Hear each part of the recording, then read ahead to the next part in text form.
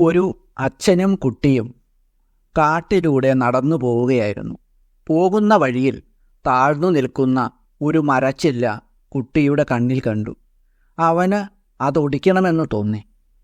കുട്ടി അച്ഛനോട് പറഞ്ഞു, എനിക്ക് ആ മരക്കൊമ്പ് ഒടിച്ചാൽ കൊള്ളാമെന്നുണ്ട്, ഞാനൊന്ന് ശ്രമിക്കട്ടെ. ഇത് കേട്ട അച്ഛൻ പറഞ്ഞു, അതിനെന്താ മോനെ, നീ ഒടിച്ചോളൂ, നിന്നെക്കൊണ്ട് അതിന് തീർച്ചയായും സാധിക്കും. ഇത് കേട്ടപ്പോൾ അവന് സന്തോഷം തോന്നി. അവനേക്കാൾ വളരെ ഉയരത്തിലാണ് മരക്കൊമ്പ്. കുട്ടി മരക്കൊമ്പ് പിടിക്കുന്നതിനായി ചാടി. അവൻ പരാജയപ്പെട്ടു. അവൻ വീണ്ടും ശ്രമിച്ചു, പരാജയപ്പെട്ടു. കുട്ടി നിരാശനായി. ഇത് കണ്ട അച്ഛൻ പറഞ്ഞു, നിന്റെ പൂർണ്ണ ശക്തിയും ഉപയോഗിക്കൂ മോനെ. ഇത് കേട്ടതോടുകൂടി മകൻ്റെ ആത്മവിശ്വാസം വർദ്ധിച്ചു. അവൻ വീണ്ടും ചാടി. ഒടുവിൽ കുട്ടി കൊമ്പിൽ പിടിച്ചു. എന്നാൽ ആ കൊമ്പൊടിക്കാൻ അവന് സാധിച്ചില്ല. അവൻ അച്ഛനോട് പറഞ്ഞു, എനിക്ക് ഈ ചില്ല ഓടിക്കാൻ സാധിക്കുന്നതേയില്ല. അച്ഛൻ വീണ്ടും അവനോട് പറഞ്ഞു, നിന്റെ സർവ്വശക്തിയും ഉപയോഗിച്ചാൽ സാധിക്കും. കുട്ടി വീണ്ടും ശ്രമിച്ചു. പരാജയം തന്നെയായിരുന്നു ഫലം. അവൻ കരഞ്ഞുകൊണ്ട് അച്ഛനോട് പറഞ്ഞു, എന്നെ പറ്റിക്കുകയായിരുന്നു അല്ലേ, ഇതൊടിക്കാൻ എന്നെക്കൊണ്ടാവില്ല, എനിക്ക് അതിനുള്ള ആരോഗ്യമില്ല. അച്ഛൻ അവനെ സമാധാനിപ്പിച്ചുകൊണ്ട് പറഞ്ഞു, നിന്റെ എല്ലാ ശക്തിയും ഉപയോഗിക്കുവാനാണ് ഞാൻ പറഞ്ഞത്. നിന്റെ അച്ഛനായ ഞാൻ നിന്റെ ശക്തി തന്നെയല്ലേ. നീ ആവശ്യപ്പെട്ടിരുന്നു എങ്കിൽ ഞാൻ നിന്നെ സഹായിക്കുമായിരുന്നു. നമ്മൾ ഒരുമിച്ച് അത് ഒടിക്കുമായിരുന്നു. പക്ഷേ നീ എന്നോട് ആവശ്യപ്പെട്ടില്ല. പലപ്പോഴും ഇതുപോലെയുള്ള നമുക്ക് ചുറ്റുമുള്ള സഹായഹസ്തങ്ങളെ നമ്മൾ തിരിച്ചറിയാതെ പോകും. എനിക്കത് ചെയ്യാൻ കഴിവില്ല എന്ന് പറഞ്ഞ് മാറി നിൽക്കാനാണ് എല്ലാവർക്കും താല്പര്യം. എന്നാൽ നമുക്ക് മുന്നോട്ട് കുതിക്കാൻ ആവശ്യമായ സഹായഹസ്തങ്ങൾ നമുക്ക് ചുറ്റിലുമുണ്ട്. അങ്ങനെ ചുറ്റിലും ആളുകളുള്ളതും നമ്മുടെ കരുത്താണ് എന്ന് തിരിച്ചറിയണം.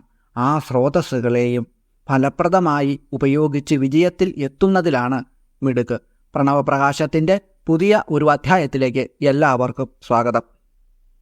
മുമ്പ് പറഞ്ഞതുപോലെ അത്തരം ഒരു വലിയ ഊർജ സ്രോതസ്സാണ് ലളിതാ സഹസ്രനാമത്തിലെ ഓരോ മഹാമന്ത്രങ്ങളും. എല്ലാവർക്കും ജഗദീശ്വരി കനിഞ്ഞു നൽകിയ കഴിവുണ്ട്. എന്നാൽ അമ്മ കൈപിടിച്ച് ഉയർത്തുന്നതിലൂടെ നമുക്ക് നമ്മുടെ കഴിവുകൊണ്ട് എത്തിപ്പെടാനാകാത്ത ഉയർന്ന തലങ്ങളിലേക്ക് എത്തിച്ചേരുവാൻ അമ്മയുടെ കൈത്താങ്ങിലൂടെ നമുക്ക് സാധ്യമാകും.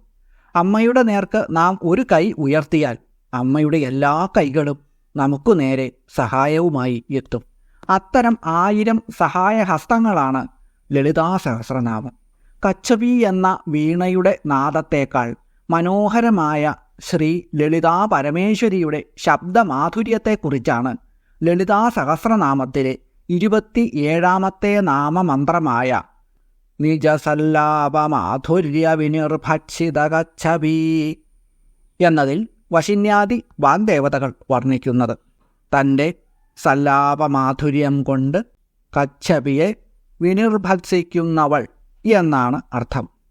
വിശ്വാവസോസ്തു ബൃഹദീ തുംബുരോസ്തു കലാവതി സാ നാരദസ്യ മഹദീ സരസ്വാത്യാസ്തു കച്ചവി. വിശ്വാവസുവിൻ്റെ വീണയാണ് ബൃഹദി. തുമ്പുരുവിൻ്റെ വീണയ്ക്ക് കലാവതി എന്നും നാരദ മഹർഷിയുടെ കയ്യിലുള്ള വീണയ്ക്ക് മഹതി എന്നും സരസ്വതി മാതാവിൻ്റെ വീണയ്ക്ക് കച്ചവി എന്നുമാണ് പേര്. ഈ നാമത്തിൽ സരസ്വതീ ദേവിയുടെ കച്ചവി എന്ന വീണയുടെ സ്വരമാധുര്യത്തെ വിനിർഭത്സിക്കുന്നതാണ്. വിനിർഭത്സിക്കുക എന്ന് പറഞ്ഞാൽ നിന്ദിക്കുക എന്നാണ് അർത്ഥം.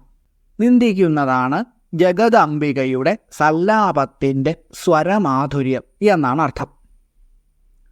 അമ്മയുടെ ഭക്തന്മാരിൽ അഗ്രഗണ്യനായ ശ്രീ ശങ്കരാചാര്യ സ്വാമികൾ അമ്മയുടെ ഈ ശബ്ദം കേട്ടിട്ട് ഇങ്ങനെ സൗന്ദര്യ ലഹരി സ്തോത്രത്തിൽ വർണ്ണിക്കുകയാണ്. വിഭഞ്ജ്യാഗായന്തി വിവിധമപദാനം പശുപതേ സ്ത്വയാരബ്ധേ വക്തും ചലിതശിരസാ സാധുവചനേ തദീയൈർമാധുര്യൈ അപലപിതതന്ത്രീകളരവാം നിജാം വീണാം വാണീ നിചുളയതി ചോളേന നിഭൃതം. അല്ലയോ ജഗന്മാതാവായ അമ്മേ, പരമശിവന്റെ യാഗധ്വംസനം, കാളകൂട വിഷപാനം മുതലായ ചരിത്രങ്ങളെ വീണയിൽ ഗാനം ചെയ്യുന്ന സരസ്വതീദേവി, അതുകേട്ട് അമ്മ തലകുലുക്കി അതിനെക്കുറിച്ച് പ്രശംസിച്ചു പറഞ്ഞു തുടങ്ങുമ്പോൾ ആ വചനങ്ങളുടെ മാധുര്യത്തിൻ്റെ ഗുണങ്ങൾ കൊണ്ട് അപഹസിക്കപ്പെട്ടിട്ടുള്ള തൻ്റെ തന്ത്രി ശബ്ദത്തോടു കൂടിയ വീണയെ ശബ്ദം ഇല്ലാതിരിക്കുന്നതിനായി മൂടുപടം കൊണ്ട് സരസ്വതീദേവി മൂടിവെക്കുന്നു. അതിമനോഹരമായ അതിശയോക്തി അലങ്കാരത്തിലുള്ള വർണ്ണനയാണ് അമ്മയുടെ ഈ നാദമാധുര്യത്തെക്കുറിച്ച് ശ്ലോകത്തിലൂടെ ആചാര്യർ പറയുന്നത്. തൻ്റെ വീണയിൽ നിന്നും പുറപ്പെടുന്ന ശബ്ദത്തേക്കാൾ എത്രയോ ഇരട്ടി മാധുര്യമുള്ളതാണ് ശ്രീ ലളിതാ പരമേശ്വരി ദേവിയുടെ ശബ്ദം എന്ന് മനസ്സിലായപ്പോൾ സരസ്വതി മാതാവ് വീണയെ മൂടിവെച്ചു എന്നാണ് അമ്മയുടെ സ്വരമാധുര്യത്തിൻ്റെ മഹത്വം സൂചിപ്പിക്കാനായി ഈ ശ്ലോകത്തിൽ പറയുന്നത്.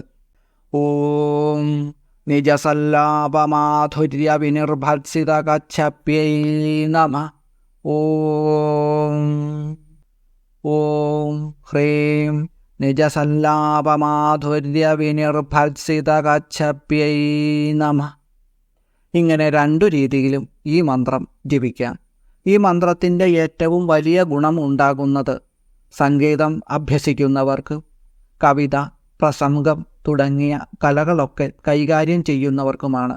ഈ മന്ത്രം 7 പ്രാവശ്യമെങ്കിലും ദിവസവും ജപിക്കുന്ന കലാരംഗത്ത് പ്രവർത്തിക്കുന്നവർക്ക് ആ മേഖലയിൽ പെട്ടെന്ന് തന്നെ വളരെ വലിയ ഉയർച്ച ഉണ്ടാക്കുന്നതും അമ്മയുടെ അനുഗ്രഹം കൊണ്ട് ദിനംതോറും ഐശ്വര്യവർദ്ധനവിന് മന്ത്രം കാരണമാവുകയും ചെയ്യുന്നതാണ്.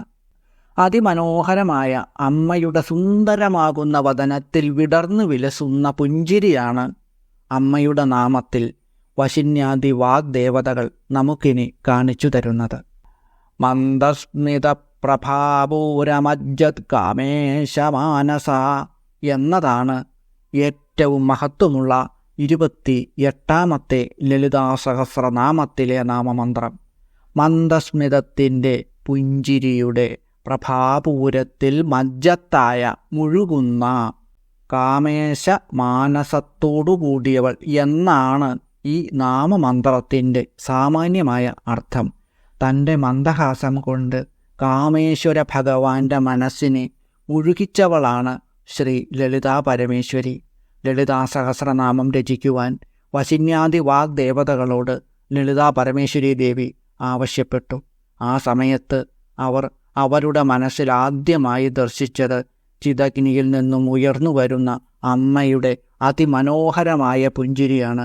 ഭക്തരുടെ ആഗ്രഹങ്ങൾ എന്തായാലും അവയെല്ലാം സാധ്യമാക്കി തീർക്കുന്ന അതിമനോഹരമായ ജഗദംബികയുടെ വദനാരവിന്ദത്തിൽ തെളിഞ്ഞു വിലസുന്ന ആ പുഞ്ചിരി.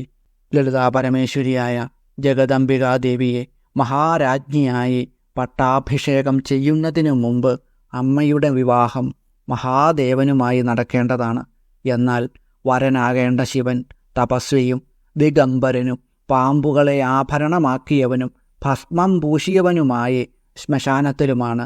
ദേവന്മാർ ഇത് ചിന്തിച്ച് സങ്കടപ്പെട്ടപ്പോൾ കരുണാനിധിയായ ശ്രീ മഹാദേവൻ പുരുഷൻ്റെ സൗന്ദര്യം പൂർണ്ണമായിട്ടും രൂപമെടുത്ത കാമീശ്വര രൂപത്തിൽ പ്രത്യക്ഷനായി. ദേവന്മാർ, ഋഷിമാർ, ത്രിമൂർത്തികൾ തുടങ്ങിയവരുടെ ഇടയിൽ നിന്നുകൊണ്ട് ശ്രീ മഹാദേവി വരണമാല്യം അതിദിവ്യമായ മന്ദഹാസം പൊഴിച്ചുകൊണ്ട് ശ്രീ മഹേശ്വരൻ്റെ കണ്ഠത്തിൽ, കാമേശ്വരൻ്റെ കണ്ഠത്തിൽ സമർപ്പിച്ചു.